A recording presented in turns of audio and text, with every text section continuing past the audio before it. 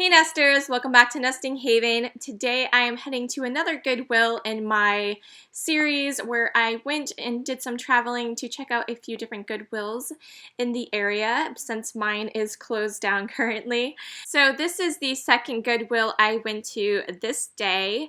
And yeah, so let's go ahead and check it out and see if we found anything cool to pick up for resale or just to add to my own personal collection. This heirloom china set caught my attention. It's very beautiful, right? It's for obvious reasons why I was drawn to it.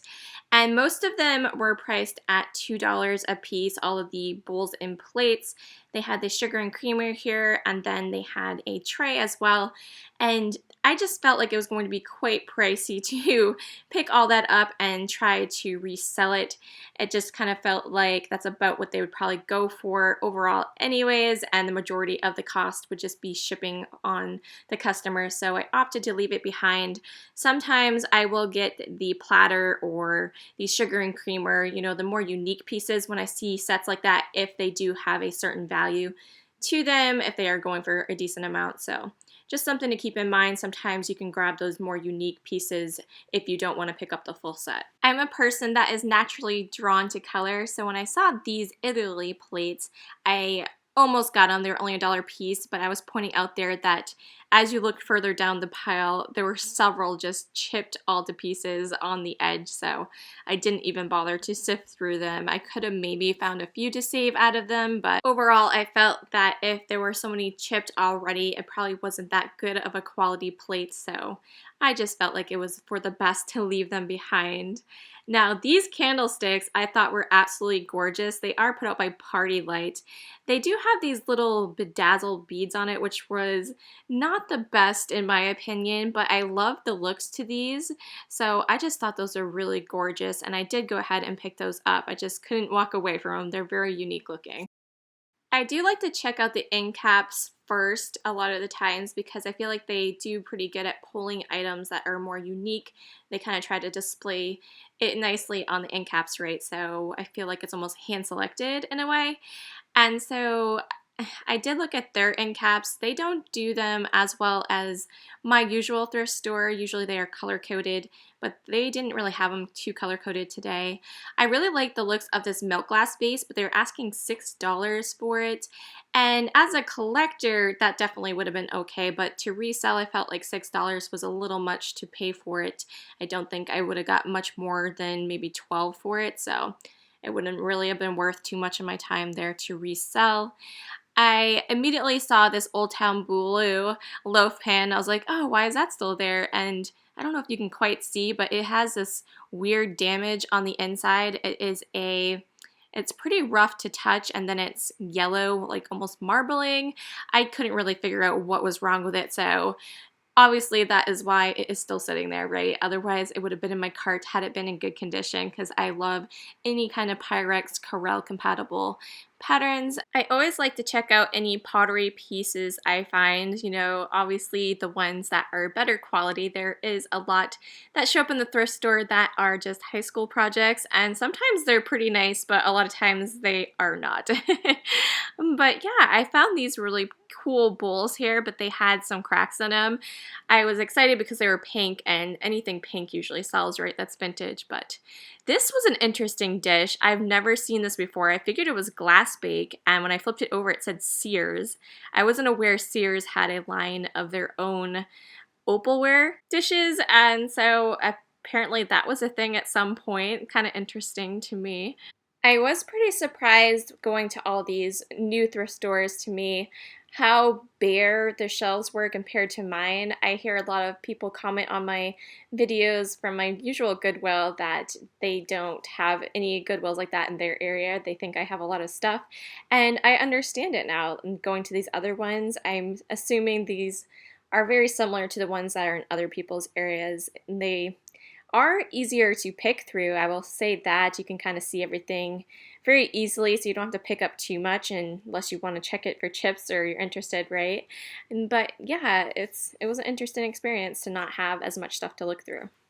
So I usually check back through just to make sure there wasn't anything I missed. I noticed this bowl here. I pointed it out to my husband. I just recently picked up these Covington dishes in the same design here, the Idlewild, and it was kind of interesting. I was wondering if this might have originally had a lid though, so I wasn't quite sure if I should have got that. I saw something shiny in the back that I had to pull out to see what it was, and it was kind of cute. It had these little camels, and you could hang it on the wall there, but I wasn't sure what kind of decor it might go with. Maybe hindsight, I should have got it because it was pretty unique, but I opted to leave that behind. I do like looking through the dishware normally. They had a pretty large selection at this store.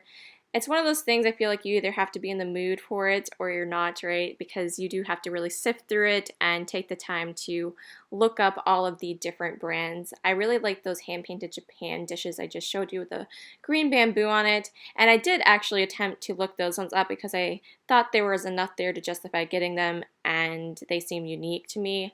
I couldn't really find anything about them, and so ultimately I just left them behind. But I glanced through the dishware. I was looking for sets or anything that was kind of unique that stood out to me.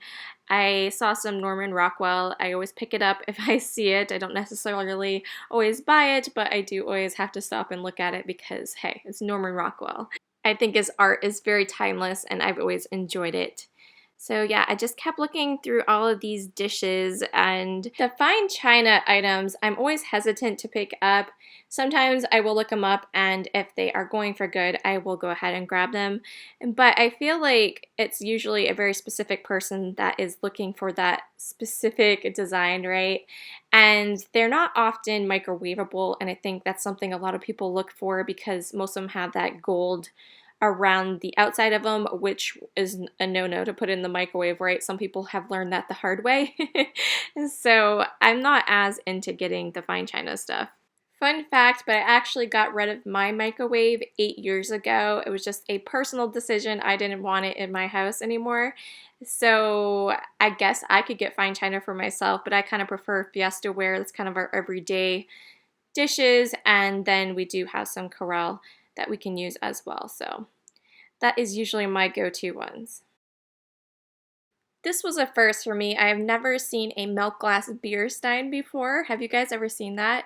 That was very unique. I don't know the maker of it, but yeah, that was really cool to see. I'm trying not to look at the coffee mugs too much anymore because they're not the greatest of sellers. There's not a lot of profit to be made there, but somehow I always find myself glancing at them anyways. I usually just kind of do a quick glance and try to find any of the vintage milk glass style ones they sell for decent. And if there's any sets, I don't really like selling the one-off ones.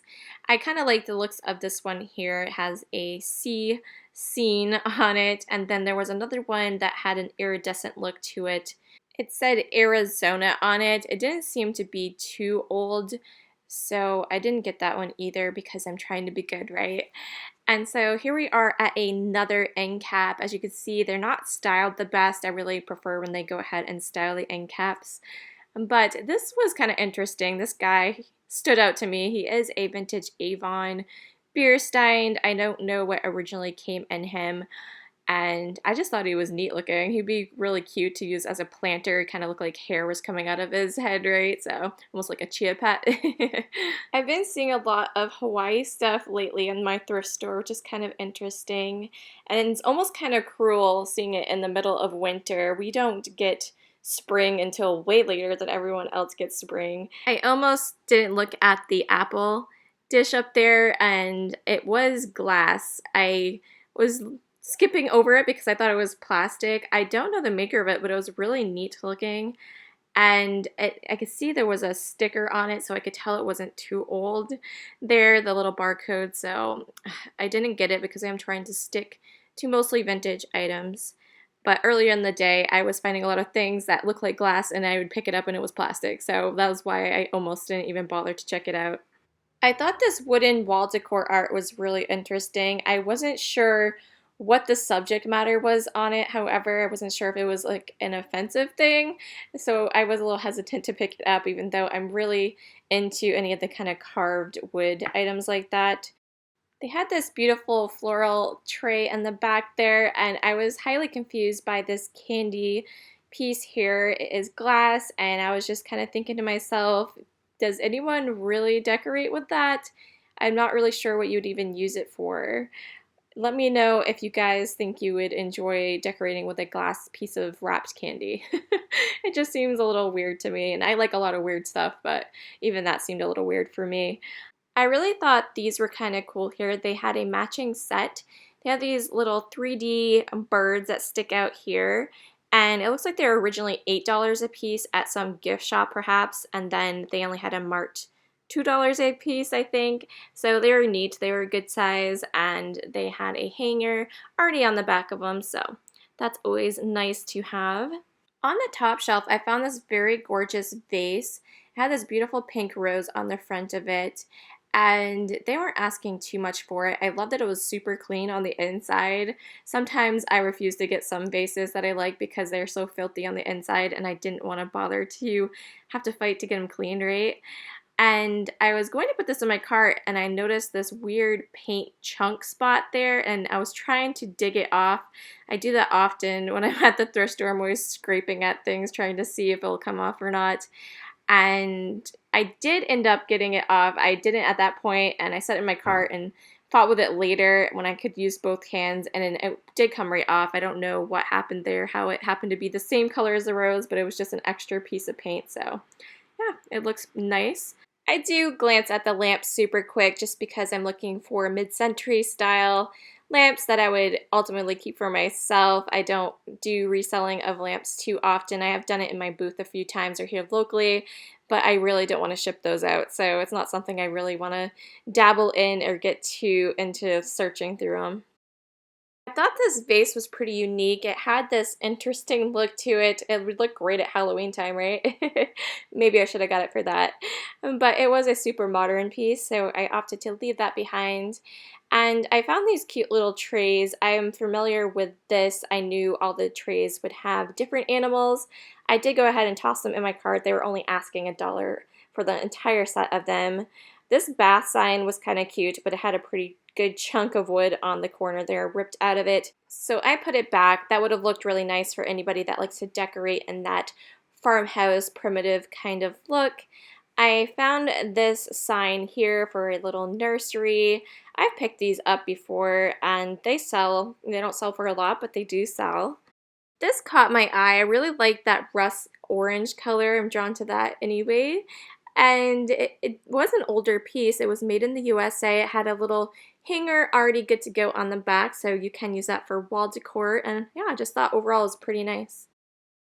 This is something I almost picked up. I love the looks to it with the blueberries on it, and they were only asking $6.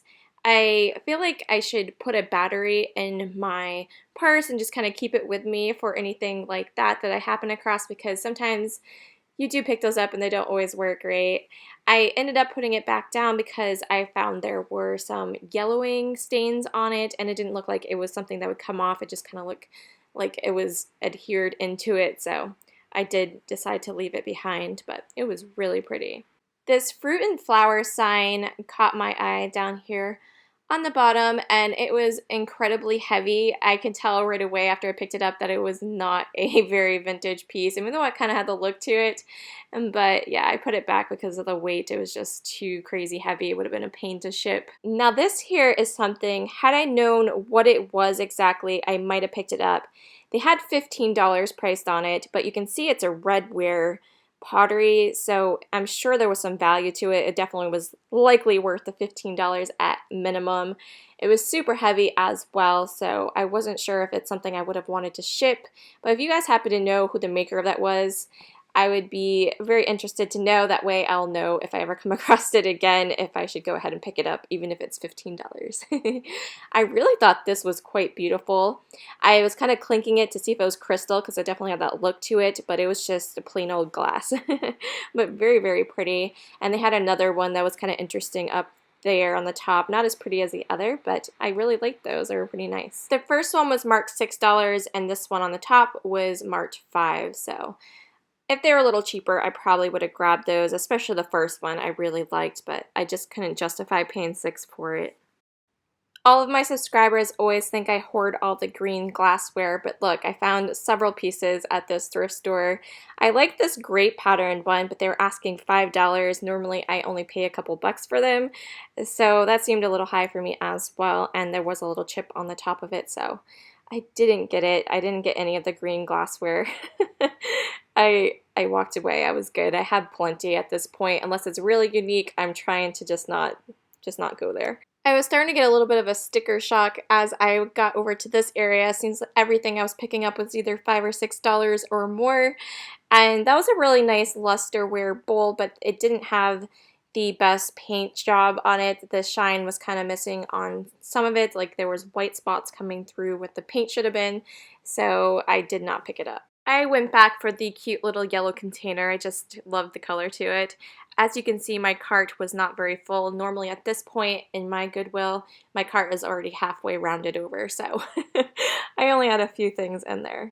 Usually I talk about how nervous I am to look through the pictures and wall decor like this because in mine they are stacked so jam-packed that I have to really be careful not to break anything, but it was very easy to see everything there, and I didn't find any cross-stitch or crewel pieces, which is what I'm usually looking for, or sometimes even some paintings, but they just had some pretty basic things that weren't really grabbing my interest. That measuring cup I just picked up sort of looked like Blendo to me, but I don't think it was. I've never seen the piece before, and that seemed to have a newer look to it, but that is why I was drawn to it. I thought it might have been Blendo. These are really pretty. I thought they are newer, but I really like the purple color to them, and they're kind of that heavy type of glass. I really think those look nice. Whether they're vintage or not, I enjoy them. I will make an exception and pick up one-off glasses if they are vintage and in good condition because I can piece them together through my time thrifting and yard selling. I can usually find, at least another one so I can sell them as a set of two. And so if I do see them, I definitely pick them up. I like to save them. A lot of people overlook them. If it's just one glass, they think, hey, what can you do with one glass? But I like to get them. This I thought was really cool. I love the look to it. I don't tend to get clear glass too much, but it had a little bit of gold to it, and I just thought it was a really cute little candy dish, or you could use it for anything really, but I did end up picking that up. I seem to pick up sugar and creamer sets a lot. I'm realizing it's something I always see a lot at the thrift store, and I figure if you can find them in the complete set, that's usually a pretty good thing, right? You can get an okay profit off of them. They had this really pretty set on the bottom as well. I preferred the one on the bottom. This is put out by Johnson Bros, and they are an England brand. They do a lot of transferware items. But yeah, I thought they were really gorgeous. They kind of had random pieces. They only had the one cup and saucer. Like it says two there. And then they had a bunch of the saucers. But this store had a lot of sets of dishes, which was nice to see. Hopefully someone was able to pick these up and enjoy them for their own personal use. But yeah, I really like that bottom set, the Johnson Brothers.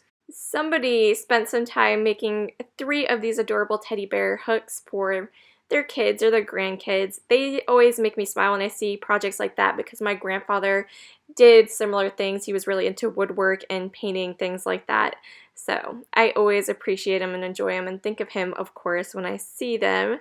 This was a pretty nice trivet here. It was really heavy and a really large size. The only issue with it really was this chunk of wood out of the top corner, but it was on the back side. It wasn't really that serious, but I was just being super picky this day. Normally, I probably would have just went ahead and got that because it's on the bottom. You're not really gonna need it to be perfect there, right? But I did not get it. I was trying to check out this wooden tray on the bottom. It looked a little mid-century to me, but it had lots of wear to it, so I skipped that. Now this definitely looked mid-century to me. They were asking $10 for it, and I just didn't have a clue what it was. I was thinking it was some type of a birdhouse, just the way it had the door that swung open there, but I just didn't know. If you guys know what this is, definitely let me know below. If it was cheaper, I definitely would have picked it up just because I like the looks to it, and I probably would have figured out some way to use it, but yeah, where I wasn't sure exactly what it was used for, I didn't feel like spending the $10 or investing the $10 into it.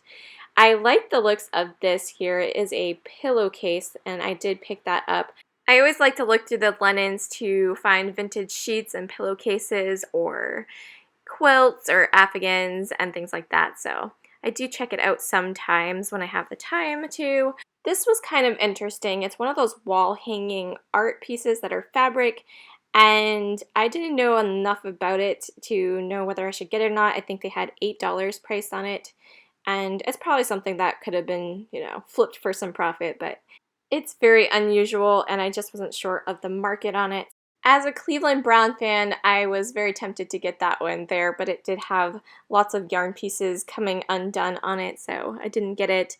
I found that to be the case with a lot of the crocheted knitted blankets that I saw today. They just were pilling or just didn't seem to have the best quality. I seem to be a one-rack shopper when it comes to clothing. I just kind of skim it if I happen to go buy it on my way over to someplace else.